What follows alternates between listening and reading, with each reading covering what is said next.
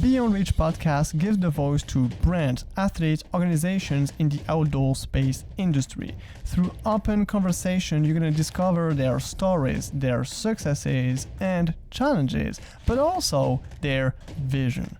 Welcome to the podcast. Hi, everyone. I'm so happy you could join us today. My name is Kala, your host for today's episode of the Beyond Reach podcast, where we explore the world of sports and the great outdoors and the extraordinary people driving innovation. Imagine a world where your cycling adventures don't stop at the water's edge, but extend across serene lakes, winding rivers, canals, and open seas.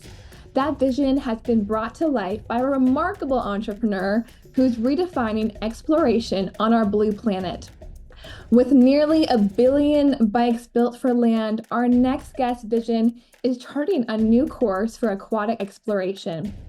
A mom, a motivational speaker, former combat soldier, lawyer, and global marketing executive. Ooh, that's a lot. She took her vision for water biking and turned it into a global phenomenon.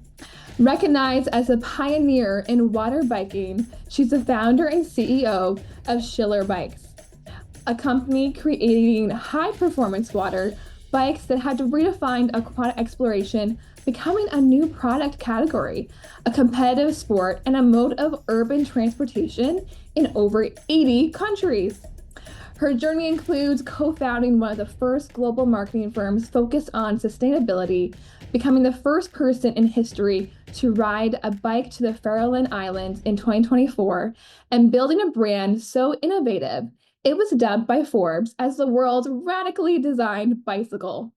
These bikes are more than a way to ride. They're a gateway to trailblazing adventures embraced by icons like U.S. Olympic swimmer Michael Phelps, Prince Albert of Monaco, and actor Tyler Perry. With a bold vision, dynamic leadership, and a passion for inspiring exploration, she's changing how we think about fitness, fun, and the outdoors. Please welcome our guest today, Jessica Schiller. Woo! Hi, Chala. Thank you so much for having me. That's quite the introduction. I'm really honored to be here on the podcast with you today. Awesome. Oh my goodness. Yeah. Thank you so much for coming on. Man, I feel like that was a mouthful with all of It your was. aspirations that you've done. So, great job, like amazing things that you're doing in the world. I saw the brand and I was like, I have to have you on the podcast. Like bikes on water? I've like never heard of it before until I saw the brand and I was like, okay, like let's get her on. So thanks so much for being here today. I just want to start simply like, how did this begin? How did you start like founding a Schiller Bikes? Were you an avid, cyclist, like water lover? Like, how did that happen? Yeah, so, at first I have to say, honestly, I can't take credit for the idea. I was at the time working as a marketing executive at one of the first sustainability-focused agencies in the world Yeah. based in San Francisco. And I was out just doing a tour under the Bay Bridge, which connects Oakland to San Francisco. So two of the, biggest cities outside of Los Angeles and Yeah. California and in the States as well. And we were bobbing on a boat up and down. I'm standing there with a bunch of chief brand officers, chief marketing officers from all the Bay Area companies. And the tour guide is talking about how, for the first time ever, in this new, beautiful, gleaming span of the Bay Bridge, which replaced an Mm. older span that was there since the 30s, that there was going to be a bike lane and a pedestrian path. Now, I live in Marin, California, which is across the other bridge, which is the more famous Golden Gate Bridge, and everyone bikes and rides over the Golden Gate Bridge to and from San Right. Francisco. So I turned to one of my friends who lived in Oakland and I said, have you ever ridden a bike from Oakland to San Francisco, since this is just the new bike lane? And he said, no, it's going to either sit on a ferry or you sit on the train with it. Now, it would take another decade and $1 billion to retrofit the other span of the Bay Bridge. So basically, what they had built was the world's longest bike pier. So that's not exactly going to get you to San Francisco. No. I turned to my friend and I said, wouldn't it be cool if you could ride your bike from Oakland City Center down to the water's edge and somehow make it float and attach a propeller to it and bike really 5 kilometers to San Yeah. Francisco? A short bike ride by any standard. And we laughed about it. He went back to his very important job as an executive at Adobe. And I just got obsessed. And it was one of those few times in my life where the light bulb really went off.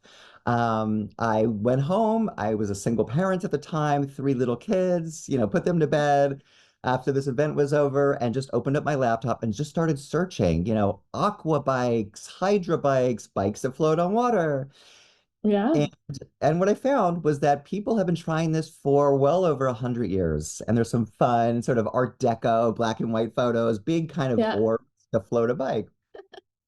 And so that's really where the idea came from, was that one moment under the Bay Bridge. And from there, the obsession led me to becoming the first person to bike from Oakland to San Francisco, to bike from New Jersey into New York City back in 2014. Ooh. And at the time, I was using another contraption by an Italian inventor, which wasn't sexy, it wasn't cool, it was impossible. I mean, I'm not a Right. mechanical person, Yeah. nor was I, to answer your question, nor was I for cyclists. I mean, I like to bike ride like everyone does, but I'm not Right. one of those sort of gear-free gearheads that knows everything about bikes. I wasn't that person. I was just, a marketer who had an idea. Yeah. And so that really led me to, after doing those rides and getting a lot of media, to saying, you know what, I can make a much better water bike. In fact, I can set out, as an entrepreneur, to make the world's coolest water bike. And that was sort of the standard of, it has to be fast. Everyone has to feel good about themselves when they're riding. It has to be stable, like everyone's safe and feels confident on the bike. And so that was a long process. And I Yeah. learned the hard way as an entrepreneur. And that's, probably the biggest lesson is that you are absolutely going to fail. If your idea is big enough, there's no question you're going to fail. And chances are you're going to fail with your own money first. Yeah. Yes. Yes. Oh my goodness. I love that story. I mean, so many entrepreneurs, I feel like, are like you, they see this problem like, oh, I can build this better. I can solve this solution. And you did just that. You went out and you researched and you figured out, okay, what can I do? How can I make this? I think your bikes are really like sexy and clean and like their style, right? And I think that's what you were going for with the confidence piece, right? Because they're beautiful. Thank you. Thank you. But how did like so how did what's different, I guess, when you were starting to research and figuring out, how to build it, how to make it efficient? Where did that come from, like when you were trying to take what was already, built in society and what people were doing, and then how did you like make your bike? So great question. So when you look back at all of these inventions, they were Mhm. all done by mechanical engineers, tinkerers in their garage Yeah. who were clever and wanted to make a bike float on the water and work. And kudos to them. It's just not easy, period, to do that. Mhm.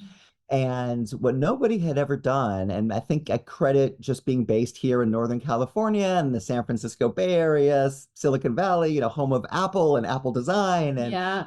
I approached it from an industrial design perspective, which Mhm. led us quickly to a very, what you see in the bike, the form of the bike, is actually been the same form since almost the January 3rd, 2014 whiteboard. So it really Okay. emerged very shortly after that. The problem was, and the problem always is that when you lead with industrial design and you don't have mechanical engineers in the room with you, you can make a Mhm. beautiful looking object. It might not, it might not actually work. Right. It's not functional.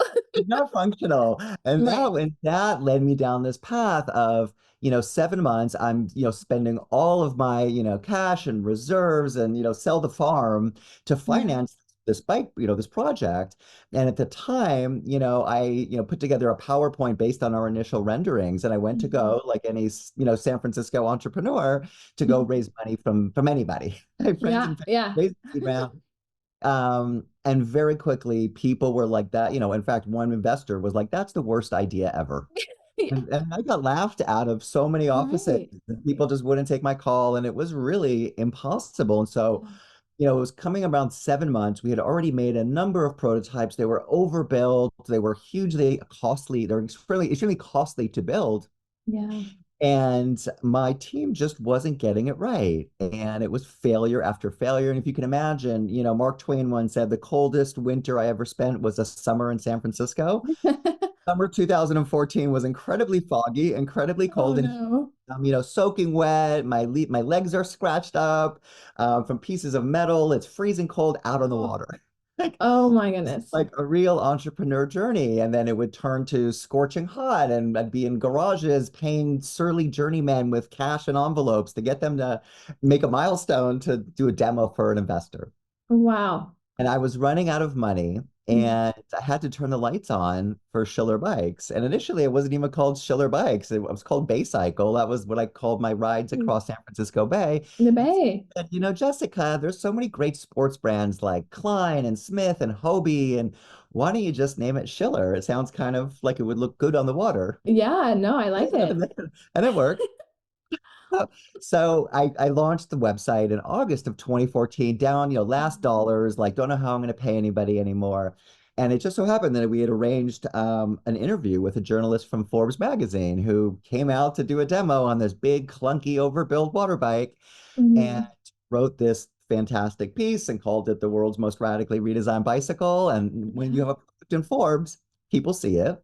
Yeah, of course. And it led to our first 20 customers. And so, okay, I could keep the lights on for another, month and Yeah. was able to raise, 5,000, 10,000. I mean, tiny crumbs of investment capital, but was able to keep going. Wow. Although knowing that, it's impossible to service this kind of product in Dubai or in Right. Qatar or Germany. And that was really the big challenge. And to your point earlier, anyone can go out and make a prototype. It's not Mhm. hard to make a prototype. It's not hard to make one thing or even a couple of them. To build a product that's scalable, that you can ship to 80 countries around the world is an Yeah. entirely other beast, right? Yeah, no, 100%. Wow. Like, yeah, lots and lots of grit. I'm feeling like, man, you have a lot of grit to, down to your last dollar, you know. But you have to be. If you really believe in your dream, you've got to be willing to go to the distance, you know? Yeah. Like So success hard. is rewarded to half attempts. Yeah. But yeah, exactly. I think people don't get that, right? Like there's so much failed attempts or like you said, people telling you that, oh, your water bike's, not good enough, right? So there's lots of that before you get those big wins, right? Now that you got this brand that is accomplished, but in the past you were just pedaling. You were pedaling, get it? Right. Just pedaling, trying to stay above water. Just Try not to sink. yeah, Really yeah. not. Yeah. Just keep pedaling, just keep pedaling. It's Yes. like Uh-huh. just like just keep swimming. So I mean, yeah, I mean, I guess to that point, like, it's hard. It's a hard journey for sure. I mean, I'm sure I've read your bio, your story, your personal story. How do you get back up, like as an entrepreneur and as a human being? How do you, for our listeners out there, like how do you like push through? What makes you get up and do what you love? Yeah, that's it's a complicated question to answer. Yeah. Um, I've had a lot of, obviously business challenges. I've had the failed products. I've had to redesign that whole bike since 2014 and start again from scratch because Yeah. the first 500,000 was basically down the toilet. And what you have to remember always as an entrepreneur is that things are going to change, and for life as well. What might be a horrible day today, this too shall pass, right? Mhm. And tomorrow's, has the possibility of something wonderful happening. So I think it's really, and I think what I've trained my brain to do is to not sit with the negative doom and gloom thoughts because it's very easy to spiral down in those, especially as an entrepreneur. And as an entrepreneur with, three little kids at home, as a single parent, like it gets scary. And there's been times where I've been really scared, like, what will I do if the company goes under? What will I do if I can't pay off the debt because every CEO co-signs, company debt, like it's under your Yeah. name? Yeah. And I'll tell you about it, a little bit later. And that happened during COVID, and it happened to a lot of companies. And so there's been some really scary times Yeah. of, of building this business. But I think it's keeping up that positive attitude. And also, it's a matter of, what's relative to your suffering. I might have a bad day. And you know what? I've had days that I wouldn't wish on anybody, right? Mhm. And just on the personal side, 3 days after our third child was born, my spouse passed away. So that's how I Oh my became goodness. a single Mhm. parent, at age 36. So all of this, my whole career has been, simultaneous with parenting and raising, a baby and little children and all of that. Mhm. Just I'm proud of myself for what I've been able to do. And Mhm. even now there's always challenges, and it's really focusing your mind on what is going well, focusing your Right. mind on what am I proud of today, even if it's just a couple things. What did I do well today? And so it's that positive talk track, I think, that Mhm. has allowed me to get to climb up out of some pretty dark, deep holes. Yeah. Yeah, I love that. We have thousands of thoughts a day, right? So, I mean, just like you said, just training them to, be positive, even if something goes wrong. Yeah. What did I like that? What did go right today? Yeah. I did this really good pitch this morning and it was great. Like whatever it is. Right. I love that. Yeah, and another, important thing as an entrepreneur to remember is that, and it's Mhm. very hard because, and especially if the product has your name on it, that you are not your business. And it's Yeah. hard to sometimes detach from that thought, because it's like your child and you put so much love and Yeah. attention and money and more money. It's Yeah. hard to think of it as like it's part of me. Mm. Um, but we're so much bigger than that as human beings, as men, Yeah. as women. And so that's something that's really important to remember is no matter win, lose, fail, whatever, I'm still, a good person and I'm still worthy of the life that I want. So yeah, it's Yeah. important to remember that. No, I love that. Well, yours is harder because you named your business after Oh, after you to separate the two. well, that's funny because when business is doing great or people see it in the media, or we do these pro charity races in Monte Carlo every Yeah. year, fabulous, sexy events, I think by any standard. And Hmm. that's what people see on social media. And then there's the god awful, stretches of time where it just Yeah. happened, right? And particularly like during COVID when everything went south and manufacturing shut down and we Oh my couldn't goodness. bikes for a long time. And so it was brutal, and those are not the fun, sexy things to talk Mhm. about, but that's reality. And you just have to keep everything in perspective, right? There'll be good, it's, hills and valleys, there'll be good Yeah. times and there'll be bad times. And what gets me out of bed to do this is really just seeing my customers, or Mhm. people who either own the bikes or just people who are renting the bikes for an hour, and the smile on their face, the sense of bliss that comes over them when they realize this really is the easiest bike in the world to ride. You fall off it, the bike's not going to tip over, and I can Right. actually bike on water. And I think all of us have, I think just historically and, obviously derived from the Bible of this notion of walking on water and like Oh how yeah. amazing and miraculous that is. And so this is kind of the closest thing to that, right? I love that. That's a great marketing ad for you. You can't walk Yeah, well, on water, but you can ride. You can that's ride right. on water. Uh-huh. That's right. I love it. Amazing.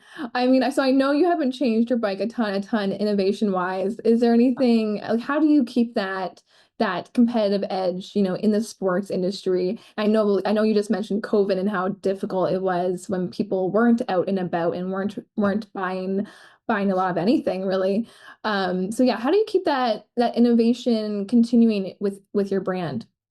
Yeah, so the last time we really did a major sort of design upgrade was at the Mm, end of 2018, which made the yeah. bike 30% faster, and it was a change of the two pontoons. So that's what makes the bike float. Hmm. They used to be cylindrical, and then one day I was looking at an inflatable stand-up paddleboard. They're rock hard, you can stand on them, obviously. Yeah. And I said, what if we cut one of those down the middle and we use those? And it led to this great, performance upgrade for the bike. And you could also stand on them. And so then that led to we could also put a front deck on the bike. And now you could do yoga on the bike. Ooh. And you could sit and just relax, read a book. You can take a passenger. You could take, a pet. And so that really opened up a whole other world for how to use the bike, and people do use them for CrossFit or Yeah. for fishing in Baja, or doing, wellness programs in the Caribbean at different hotels and resorts. So it Mhm. became more than just a bike. It became sort of your own floating wellness island. Oh my And goodness. and then obviously we Love then it. obviously we had COVID for a couple of years, so there wasn't much innovation then. Hmm. Reality is, everyone always has an idea. Why don't you make a recumbent bike? Why don't you make a tandem bike? Why don't you Hmm. make an electric bike? Yeah. And the first two, everyone's got a great idea, and they're great ideas. Again, as a business owner, realistically, how many people are going to buy these around the world, and does it make sense from a business perspective? Every idea is a wonderful idea. I love getting them, but realistically, they're high hanging fruit. They're just not Yeah. worth it. Right. The electric is different. The electric actually started prototyping several years ago, and it makes the bike, it's not very hard to do, and makes the bike go incredibly fast. But what you sacrificed with electric is the whole notion of a bike ride, which is it's a nice cardio workout. You actually Yeah. burn some calories. It's silent. It's just, there's something to it that I haven't proceeded yet. Not to say that I won't in the next, year or two. Hmm. There's a market for it. But Hmm. the reality is that we have so many, pro athletes. We're blessed that so many pro athletes and pro cyclists love the bike. And so when they Yeah. ride it, it really delivers on what people's expectations are when they're looking to purchase a high performance water bike. And there's a price point. There's some other products on the market.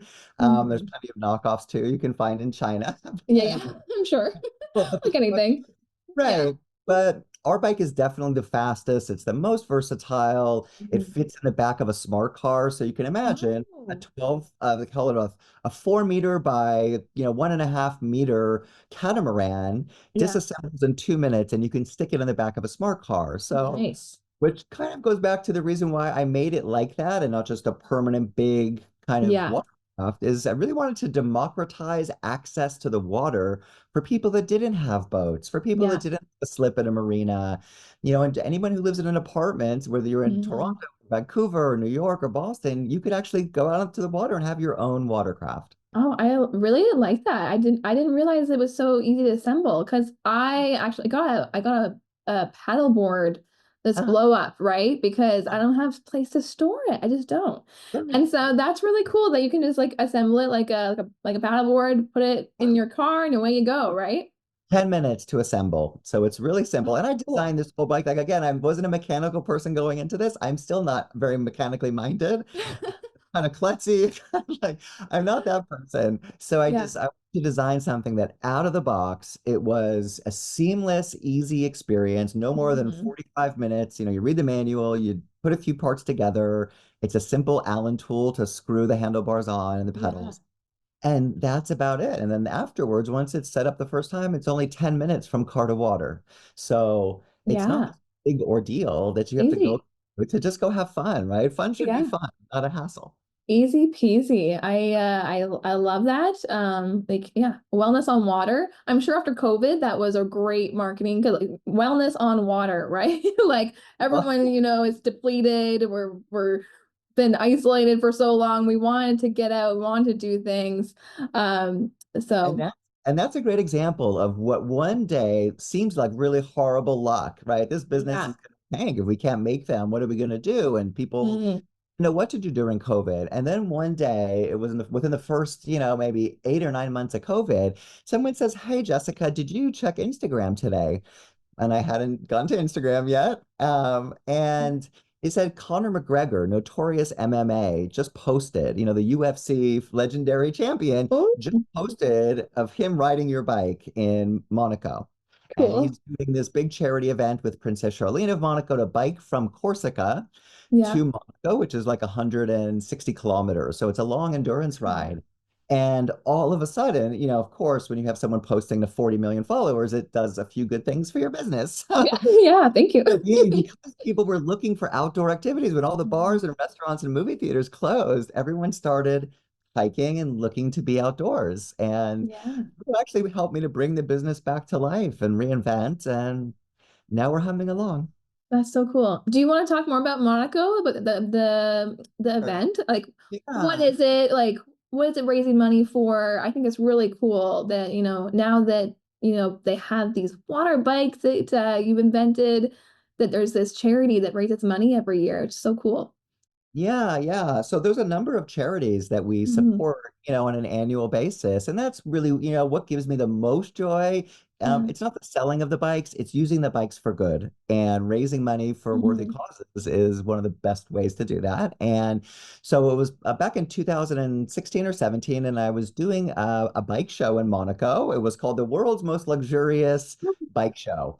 And they invited me to showcase my water bike, which at the time was slightly more expensive than it is now, Yeah. but worth.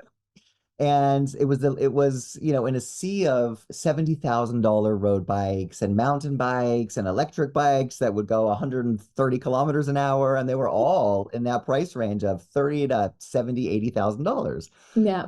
It's a very elite clientele. It's Like Monte buying a Carlo. car. It's like a car, absolutely, right? But relative to the yachts that are lined up there, you understand this is Yeah. not expensive for many people who live there. Right. Um, but someone was walking around and said, the brother of Princess Charlene is interested in your bikes. And so I had never been to Monaco. He's coming from, the palace, as they said. He's going to come over from the palace to see your bike. And so I expected someone in like formal attire, a very distinguished individual. It's Yeah. Monaco.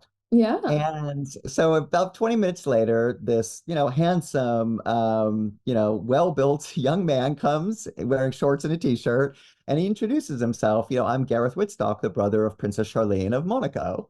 I love Mhm. your bike. Wow. And really nice guy, really good person. And so we had a bunch of people carry the bikes from the convention center down to the water there in Monte Carlo.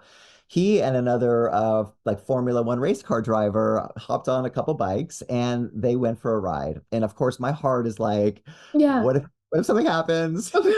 What if he doesn't like it, or what if he falls? Or all those things start running through your head. They Right. get on track. Yeah.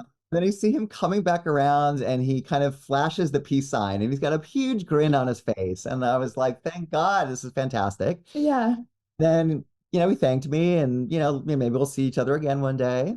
And Mhm. then about a year or so later, I get an email from Gareth and the Palace saying, we're interested in raising money for the Princess Charlene Foundation, which is focused on teaching kids in the developing world how to swim. I think a child dies from drowning like every minute or so. Wow. So it's a cause of Yeah. death in the developing Yeah. world, and especially in flood-prone areas. So that's what her mission is as a former, pro swimmer Yeah. from South Amazing. Africa.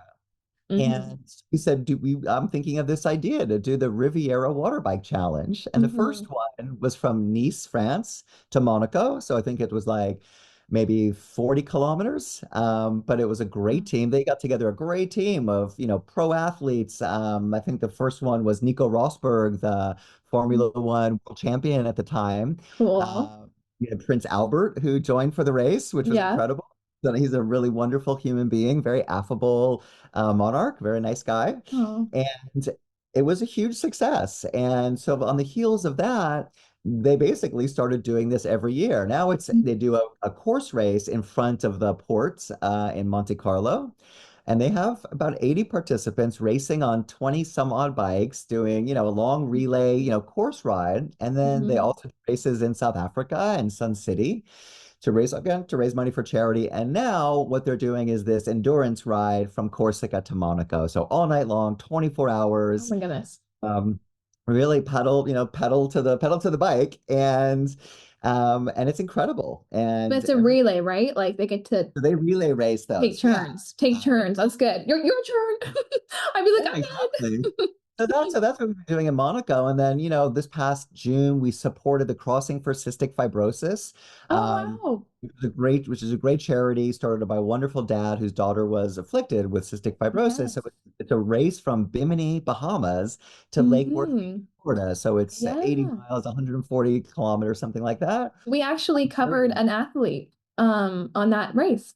Yeah. Oh, Hmm. amazing people, some of the best people, and just Yeah. dedicated. And it was an incredible ride. I personally did it, Oh trained wow. hard for it, and did it with some incredible endurance athletes and fitness trainers. And the feeling of not only, doing something for a worthy cause, but pushing your body to a limit in a new Hmm. way, right? Because if you haven't Yeah. done it on a water bike, you haven't done it on a water bike. So Right. it's new for me. It was new for everybody, for, longtime Ironman triathletes. And then Was just it recently. was it hard? I mean, I know they had a storm. So, Yes. um, Ah, how did you how did you handle that? Because like well, I know like they had to cut the paddle boarders time, like the not time, but the miles, right? Um, right. so how was that for you on the bike? I'm curious to know who your friend is because Yeah, yeah. Maddie LeBlanc is the athlete that we were doing a okay, I didn't know that. docu-series on. Yeah, I'll send it to Yeah, you. terrific. Okay, Yeah. yeah, fantastic. So that was the wild part is you're in the Bahamas. The weather was forecasted to be beautiful. Everyone's Yeah. supposed to leave at midnight from the beach and Mm, just all to Florida. Now, the first night at midnight, right at that time, a big tropical storm came in and they had to cancel the race for that night. And so everyone yeah. like literally packed up, everyone's got their guide boats. I mean, it was like a big to-do. Hmm. And so we were all kind of disappointed. We made the most out of it. We actually did some really fun night rides on the bikes in the rain in a marina Yeah. there. Oh, We had fun. We all had good. fun. We all had fun, kept our spirits high. Yeah. And the next day we were supposed to leave again. Weather looks great. The forecast is good. We're set to go at midnight. And then again, the same storm Yeah. just emerged out of nowhere. And they just deemed it wasn't safe. So we Yeah. actually, I think they kicked us like 20, maybe like 20 miles off Bimini and dropped us in the Yeah. water. Yeah. And I'm kind of glad they did. It was long, long. I mean, you have the current, which helps you, but in Right. Florida, you have such, as soon as that sun comes up, God, is it humid and hot. And so you're out, on the water. And so it's exhausting. And we all, we had Hmm. music playing, we keep each other going. Yeah. But it's a long time in the saddle, and I think it differs from being on a stand-up paddleboard. Of course, your legs can feel like jello, but when you're Right. sitting on a saddle for a long time, like Yeah. you get Hurts. sort of nerve pain. It hurts, right? Yeah. A long Yeah. ride, they hurt so good Yeah. for a good cause, so you suck it up. But yeah, but it was incredible, like coming to Florida and just seeing the love, and I was grateful to Yeah. be a part of it. So we're hopefully going to be supporting some riders there. I Yeah. don't think I'm going to be able to be at that one. We've just kind of invited to be at the oldest art show in Europe in Oh, summertime, same time cool. frame. It's called the Venice Oh, Biennale. It's like Art Basel, but it's older and yeah. gone for a long time. So it's the first time we'll have our bikes in the Venice canals, which for me Cool. come true. Oh, Yeah, wow. That's yeah, amazing. Cross that off your bucket list, right? right, exactly. Exactly. That is so cool that you were doing the crossing because yeah, our team was there, so that's really cool. Well, I guess we can talk about your other adventure. Yeah, This year, I mean, it's probably a bucket list thing for you too. 2024, you became the first person in history to ride a bike to Farallon Islands. that's right. That is so amazing. I mean, what kind of pushed you to kind of conquer this trip and this personal goal for yourself? Yeah. So, when I first started Schiller Bikes, and, again, my kids were, you know, 12, 9, and 5 years old. Yeah, Uh, and, so like when you're an entrepreneur and you're working late hours and you have to balance being an entrepreneur with being a single parent. yeah, And so I always, I would talk to my kids, from the first time that I had a bike design, and over the years, I would always tell my kids, one day I'm going to make this bike ride from San Francisco to the Farallon Islands on my bike. mm. And they're coined the Devil's Teeth because so many ships have crashed into these really Oh, infamous islands. oh, They're really? 30 miles off the coast of San Francisco, and they're very rugged, windswept islands. The Oh, water is extremely rough. It's one of the most dangerous bodies of water probably in the world. oh my goodness, why'd you go? It's so Well, that's scary. why. Well, so it was a combination of, this sort of like, I want to go touch, go see the devil's teeth, and I'm Right. gonna ride my bike out there, Yeah. and I had a lot of these conversations, particularly with my daughter Naomi, and just being the daughter, she Hmm. was the most communicative and interested. She was a very mature young girl, and as she Yeah. grew up, very mature, highly intelligent young woman. Hmm. And so, every year it's like, this is the year, Naomi, I'm going to bike to the Farallon Islands. And Yeah. it's encouraged me to do it. And she always said, you should do it, right? If that's what you believe in, and that's Hmm. your goal, then make it happen. And, over the years, there was always a reason not to do it, be it the weather. The Farallon Islands, by the way, are also the pinnacle, I guess the pinnacle of the Red Triangle, Okay, I which have is to look into this. home. yes, it's Okay. home to one of the biggest great white shark populations. So every fall, every autumn, late September through end of November, December, you get great white sharks, circling the islands. Wow. And so it's very dangerous to go there on inflatable, high pressure Oh my inflatable. goodness.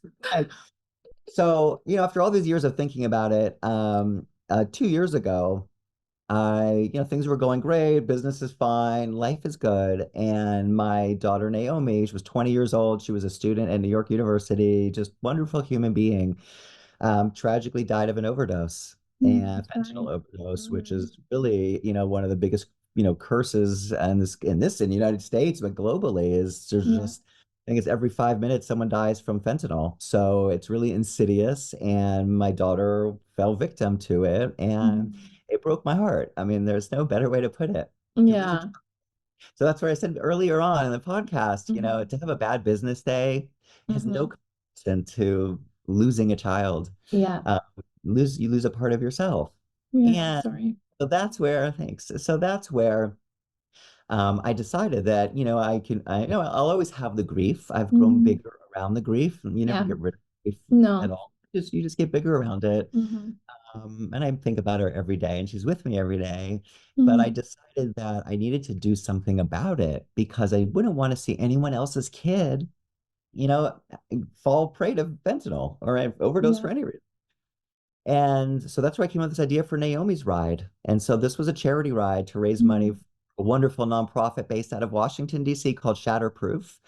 And they do addiction advocacy. They connect with youth. They have a lot of outreach, and also unshaming addiction, which is a whole other issue. But there's so much Mhm. shame around people who are addicted. They have a hard time going to seek help. And so that's where I decided I would partner with them. I committed to doing this first ever bike ride to the Farallon Islands. And if you know San Francisco, this is where mountain biking started. It's a huge cycling community. People commute to and Mhm. from San Francisco.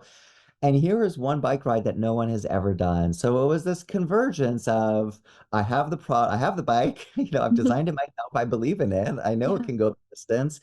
And I really want to elevate the conversation in the SF Bay Area and SF San Francisco in particular has a very bad fentanyl problem Yeah. right in the heart of the city. And so that's where I just wanted to do something. It's a Mhm. drop in the bucket of what's needed, but I really wanted to fulfill my promise to Naomi. Mhm. And, I felt like I needed to do that for me. And I also, I needed to do it for myself and also just to, bring more attention and awareness to the problem of addiction. Yeah. No, 100%.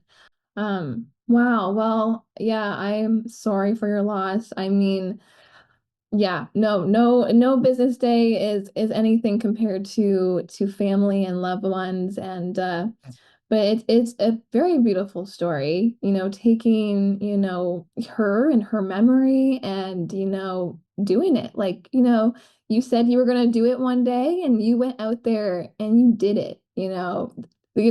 sharks, It's sharp rocks, like, I don't care, I'm going to do this. And it's a huge problem. We have a fentanyl problem over here too. So I mean, it's everywhere, and we need to do something, right? Like yeah. everybody has to do a little bit so we can kind of change our cities and our towns because yeah, it's pretty heartbreaking for sure. People, do what they can. And the Mhm. irony of it was before I did this ride, I spoke because the Farallon Islands are a closed nature preserve, so the public Mhm. can't actually go onto the island. You can go as far as a buoy and a little like cove there, and that's sort of the finish point. But Yeah. the manager of the nature preserve, told me, he said, "Don't do this ride." I mean, this is literally the week of doing it. Sends me an email, I heard about your ride. I can't tell you, how much I disagree with you doing it. This is peak great white shark season. Oh my goodness. Did, 70 adult great white sharks circling the islands last year. They are here, and you couldn't pay me enough to get anywhere near the water. And, here's how crazy I am. And I'm crazy. I started this everything is, I'm definitely not sane for some reason. But for me, it was like, you know what? Like, I look at the risks of walking through, the Tenderloin neighborhood of San Francisco, which is the ground zero of fentanyl, Right. to biking with great white sharks. And for me, the Mhm. risk is far Mhm. lower. And the chance of something happening to me, so much less biking to the Farallons. Right. And I'm glad I ignored his sage advice. Didn't Oh my see goodness. Courage. You have a lot of courage, girl. it. Were you scared or like were you like anxious or you were just like, I'm doing Oh, this? You set your mind to it. well, this is a good lesson here is the night before, my body was rife with fear. I could feel the Yeah. fears through my legs because it's like that night before and you just are scared and there was 8 to 10 foot swells, Yeah. 25 knot headwinds coming at you. So it wasn't going to be an easy ride across the lake. I knew it was going to Yeah. be challenging. I'd trained for it for a long time, but it was going to be rough and hard. And just would my Mhm. body even make it? I Right. think it Yeah. would take 6 hours. Ultimately, it took 10 hours. So Wow. it's a long, arduous, painful ride of devotion, though, of devotion. And did you have like a boat like nearby? Guide boat. Yeah. Yeah, we had a Okay. camera boat because I knew I had to document it. And we'll have a little time Yeah. film that come out of this, hopefully by summer. That'd be But so that night cool. before, yeah, the night before, though, as my body is like really feeling the surges of fear, it really I paused and I took a few deep breaths and I realized that it's just my thoughts. Like what I'm Mhm. thinking about is driving the fear. And so I was able just to, distract myself and just to choose not to think about all of the what ifs and, Right. blood around the bike. It's, Yeah. well, Yeah. it's Yeah. dark. I mean, it's like a classic Jaws movie, It's like right? a nightmare. Oh my God. Right. And so I just started thinking about other things and the fear subsided. And I don't know if it was a couple days later I saw something and now I started to practice it, which is it's a little tip, which is when you Yeah. get scared, if you start to hum, like hum a Okay. tune, that internal Mhm. voice it stops fear. It Oh, stops you from thinking. yeah. And I've tried it a few times and it actually works. I like that. It's kind of like music. Like when I'm, upset or whatever, I'll put music on Yeah, and it just like distracts your brain, right? yeah, exactly. It doesn't Yeah. intercept fear pattern, right? So Interesting. So you yeah. were just humming along on your bike. Along. So I Like, get to the cove. I mean, I was lucky. I had dolphins, a pot of dolphins following me, and oh, whales nice. breaching. I mean, it's a beautiful, sanctuary for marine life. Yeah. Big sunfish, and then when we get close to, I mean, so after 6 hours of biking, and you can't even see the island, by the way. Like, so you're flat on the water, and it's foggy, and so. I thought it was going to be done after six Mhm. hours. And the captain of Mhm. the boat's like, no, you've got another like 3, 4 hours. And Wow. so drinking Red Bulls and different sugary beverages keep my Oh energy. my goodness. And That's so hard. Like it's so hard. physical energy. I mean, there's probably some emotional energy there too, doing it for your daughter. Like it was probably a very hard It was journey. while I was riding as Yeah. finally we got to the point where we're like 3 hours away and I could see like a tiny blip of an island. Yeah. And so then it was like, God, this is going to take forever. Kept on, keep on going. And you just put, I Hmm. had tri bars on the bike. So I'm just kind of Yeah. hunched over, just, focusing, talking to Naomi, Yeah. just remembering her, listening to her favorite songs we had playing on the boat. Oh. And then we get close to the island. So now we're about an hour from the island and they're pretty clear and I could see where I'm going. Okay, I'm not going to fail. That was the first Yeah. time I was like, there's no way I'm going to stop going to the island. Yeah. There's a whale watching charter boat out there. So in the middle of nowhere, I mean, you can't see land. So Oh. all of a sudden, there's this whale watching charter boat. They see this woman biking on some kind of contraption on my bike they'd probably never seen before. Yeah. And they started clapping. And it was so Oh, sweet. Yeah, it was really nice. that's so And sweet. then I get into the cove. So now it's like the last 15 minutes. I'm like, I did it. I can't believe it. I'm really emotional. Hmm. And there's a boat there, and I kind of just biked up behind them and I just said, hey, I've got your pizza delivery. And, and the look on their faces was just so incredulous. Like, why am Yeah. I here in the middle of nowhere? Yeah. I love So, it. and then it was pure exhaustion, and I just broke Mhm. crying, to like accomplish something like that, that meant so much to me for so long. It was like a 10-year vision. So Right.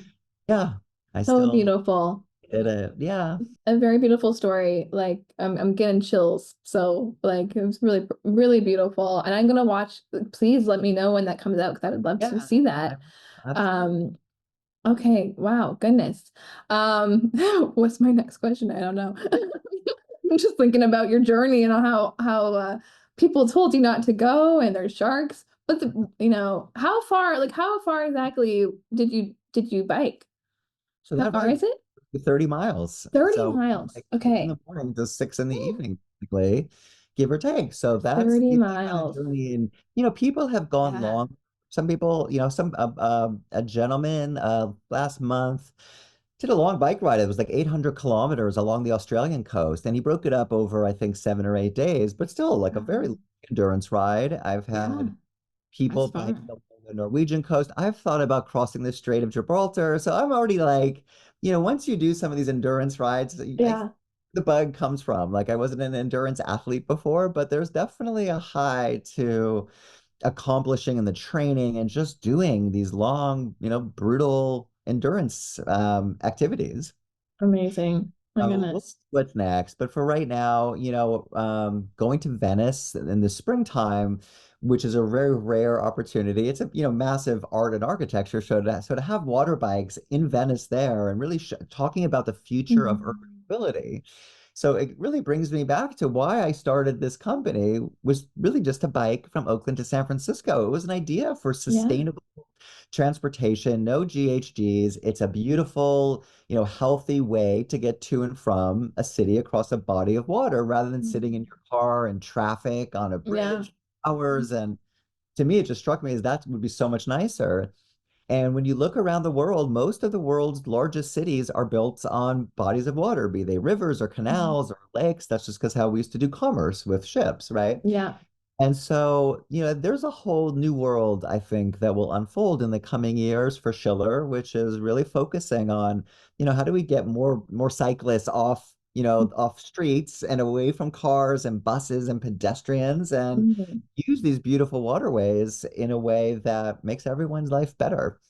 Yeah, of course. Yeah. I mean, there's what billions of cyclists out there. Just get them on the water, say, hey, you can On get the across water. traffic so much faster, it's safer, there's It's less so much people on the safer. road. That's right. Um, yeah, that is 100% true. I love it. My goodness. Okay, I have a few more questions left for you. Yeah. If you're ready for them. Okay. So I like to always ask this question. I know it's kind of like a brain twister. But what forces, in your industry, sports, what is the one thing, that breaks your heart the most? I know, In my industry. in So, your so industry. here's the truth. When I first started Schiller Bikes, I was sure that the cycling industry would see this as a new category, a new extension of cycling, Yeah. right?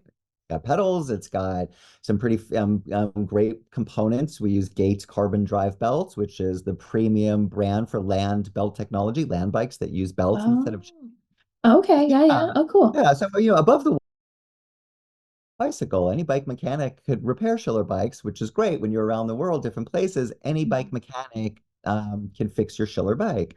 Yeah. So I learned the hard way that the bike world had no desire, interest to showcase the bikes for retailers to carry them in their stores. Mm, right. And then at the same time, in the water sports world, it was, kayaks and wave runners and stand-up paddle boards. And here is Mhm. something that actually is mechanical in a different way. Mhm. So it was kind of like this, like not redheaded stepchild, but it kind of felt like that at times. Right. Yeah, yeah. Like, come This on. product fit in. Hmm. And at the time, going back 10 years, there was a couple other companies that had been around for a while, but they were more like the old-fashioned pedal boats and pedalos and nothing sexy, fine products for what Yeah. they were at the time, but Function.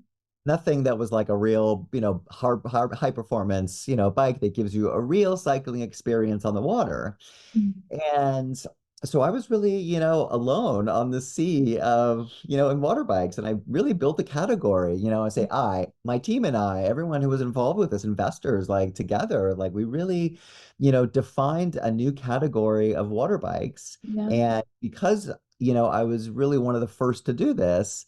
Um, we just grabbed a lot of the initial media and just rode that wave, pardon the pun. I've got a million of them for the water, but we Mhm. rode that wave and just kept getting more and more great media articles. And then the celebrities came and Mhm. there's a long list of celebrities and the athletes. And so that really helped to, build a word of mouth about the bikes. We actually don't do a ton of marketing. We just get it, they're very hard to miss on a body of water. So if Right. you're in a major city, people see them and they start taking pictures and videos and it's very shareable on social media. So that's, how I was able to really, define and build the category of water biking. Now our verticals tend to be hotels and resorts. They're great for, tends to be more of the higher end resorts around the world, beach resorts, lake resorts, because they're, again, sustainable. They don't hurt the environment. No one can crash them. You don't have to get wet if you don't want to. Yeah. Uh, we've got like the yachting world, like yachting and marine. So yacht owners, super yachts, they buy our bikes. Mhm.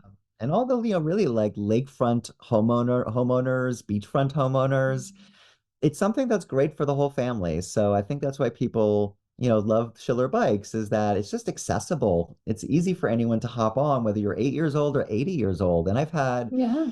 again, back to your other question, gives me joy. And what gives me joy is seeing, a double amputee get on my bike Oh, and ride wow. my bike, which to do on land is dangerous. If you fall, you're going to really hurt yourself. Yeah.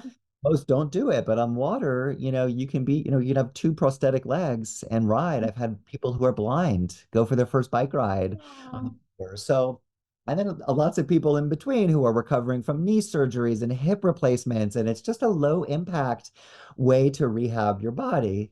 So Mhm. we've somehow managed to make a category that doesn't really fit into any other established Yeah. area, Yeah. uh, but it keeps on growing. So. Oh my goodness. I love it. Yeah, it's gonna just keep on scaling, right? Like my goodness, it's gonna keep on going because this is so unique. Like people, I don't I've never thought of it until I saw your brand. And so I was like, that's so cool. Like water, Well, like that's biking it. on water, right? Some of the best ideas are the simplest ones, right? Like, Hmm. how can't you make a bike float, right? So it's Yeah. not, yes, and so outrageous, not like something Elon Musk might do, Right. but Yeah, in its simplicity is also the beauty of it, right? And I it's think true. what resonates with everybody is everyone has that kind of same response that you do, which is, oh yeah, of course. It looks like it's, Yeah, like, of course you can do that, right? What's next? What are we gonna do next, right? We're gonna, I don't know, but I'm sure there's lots in store for sure. So I guess I'll go onto that question maybe. Like, what do you see next for Schiller Bikes? Like in the next, 5 years? What do you got on your vision board yeah. right now? So there's always a lot. So, the electric is something I keep coming back to. So that's this year I'll start to really decide if it's worth pursuing. Mhm. And there's alternatives to electric too that I can't really talk about, but there's ways to do this Right. that I Yeah. think might be better. And that's for a different market. That's for the speed freaks who want to go fast cycling on the water. And so that's something that I think will at some point Mhm. emerge. Mhm. And then, I'm committed to doing more and more of these rides for good, be it the Mhm. cystic fibrosis, be it the, Love it. Naomi's ride, be it the race in Monaco. So I want to see more of those happen globally. Mhm. Um, and ideally some that really, give benefit to people, in some of these nations where you've got luxury resorts, the country might actually be quite poor, right? Look at Southeast Asia, Mhm. so there's so many charities to associate ourselves with. So that's something that I'm really mapping out Mhm. is how do we partner with some of our distributors and dealers in other countries in Europe and Asia and the Middle East, um, Yes. to really just, raise funds for people who need it and to do good with Mhm. the bikes. And that's something that will give me the most joy. And then there's the, urban transportation. And Mhm. that's a much bigger lift. It takes a lot more, many more partners to figure that piece out. But Yeah. we've got bikes all over like a country like the Netherlands, Rotterdam, Amsterdam, Utrecht. And so they're all Mhm. canals, all bike lanes. That's why I see it. They're all bike. Yeah. Yeah. All the canals are bike lanes. Yeah. So those are the three, sort of big sort of initiatives that we have got going on. Yeah, amazing. That's so It's, cool. I mean, it's ironic because people, see it. Okay, we've got a nice following on social media, but Hmm. most of the world has no idea these bikes even exist, right? Yeah. The planet is 2/3 water. There's a lot of people all around the world. And Yeah. so every day I still get people saying, I just found your bikes and they're amazing. And like, how can Right? I buy them? And so there's just a lot more of just, it's still a new product, relatively Hmm. still a new product. It hasn't been around for 20 years. There's a So long way to go a still, long way to right? go. Absolutely. Yeah, A which long is way to go. amazing. I have to ask this question just because I mean I do video, but how are you utilizing video with your brand right now? What's kind of working for you? God, I mean, I don't know where we would do that video because it's hard to sell a water bike if people can't see how it moves across the water. Video is Yeah, everything for us. right. And we're very grateful. We're so lucky because most companies, have a product and you're constantly having to create new content, more content. Hmm. Now, because we've got bikes in beautiful places around the world, Hmm. everybody is creating Pretty content. pretty great content. Yeah, It's beautiful amazing tropical. content. Oh God. I mean, I look at some of these pieces, some of these reels, and I couldn't do that myself. I mean, I could, but it would Yeah, cost me a lot of money and and they're doing it for free. And yeah. so that's where really, and I'm so grateful in this way as the, founder is to have really built a really nice community of water bikers around the world. And, people and they share and our dealers and partners will share videos with one another and, give best, practices on the rental side. And so in that regard, that's something it's like it is kind of like a big Schiller family. And Yeah. if I, travel around and sometimes I do, and I'll just go for the sort of like undercover detective, like undercover CEO, and they love the bikes. And a lot of people have left their, day jobs in corporate America or corporate Europe or corporate Canada, and they Mhm. buy a small fleet of bikes, and that's their next career in life, and they love being outside. So Yeah. just getting people outside. So back to video. I mean, this is where, we rely on video Mhm. to keep building the brand Oh and yeah, all over the world.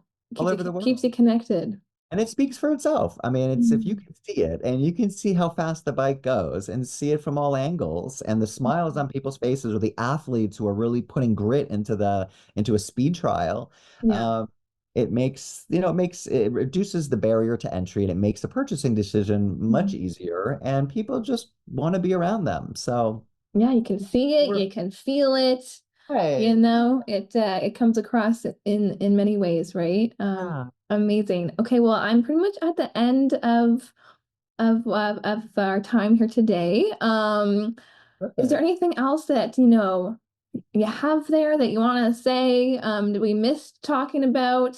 Um, yeah, I don't know. I mean, unless there's something like you're based in Canada. we are. Yes, we are in Canada. Yeah. Yeah, I mean, so that's been a great, just like on the Canadian point, it's been, so many people in like the lake, like in Ontario, like around Lake Mississauga and all of the Oh, fantastic wow. like there to British Columbia. So now we have a partner who's open Oh, in BC, so you can rent bikes right in downtown BC. next So time I'm out there, that's what I'm yeah, gonna next do. time you're out there. So it's just another, just there's so many wonderful places to bike a blue planet Yeah. and that's really the goal is just to get people exploring a world in a way they've never seen before from the Mhm. water. Absolutely. I absolutely love the product. I've Thank had so you. much fun talking to you. I'd love to come ride You're with you one day. Yeah, yeah, I will. Would I'd love love to. to. Yeah, you're just Sure. a shine of light and keep on doing what you're doing because you're doing amazing things. And thank you for sharing your story with us. And I hope, everyone listening, goes out there and tries these bikes because they sound amazing and really cool. I'm gonna just put my dog on the front, like you said, and just go for a That's, little ride, uh, He's yeah, he likes to hop in the water though, so I don't know how that's gonna work. that's terrific. That's great. I know. Yeah. Thank you so much for having me. This is like such a joy on a really rainy, stormy day in the Awesome. San Francisco area. So Yeah. I have a lot of fun It's being snowy here. So there we are. I'd uh rather snow than cold. right. So yeah, really, really been a treat to be with you today, Kala. So thanks again for Amazing. And yeah. one last thing, where can people find you online, follow you, Sure. follow you? Yeah, so for the bikes, schillerbikes.com, on Instagram, Schiller Bikes, and for me, jessicaschiller.com. I do motivational speaking for companies and organizations, and it's something that really brings me another layer of joy, is just telling the story of invention and resilience and determination and life. So Amazing. Well, thank thank you, listeners and watchers today for tuning in. It's been so much fun, and we'll catch you on the next episode.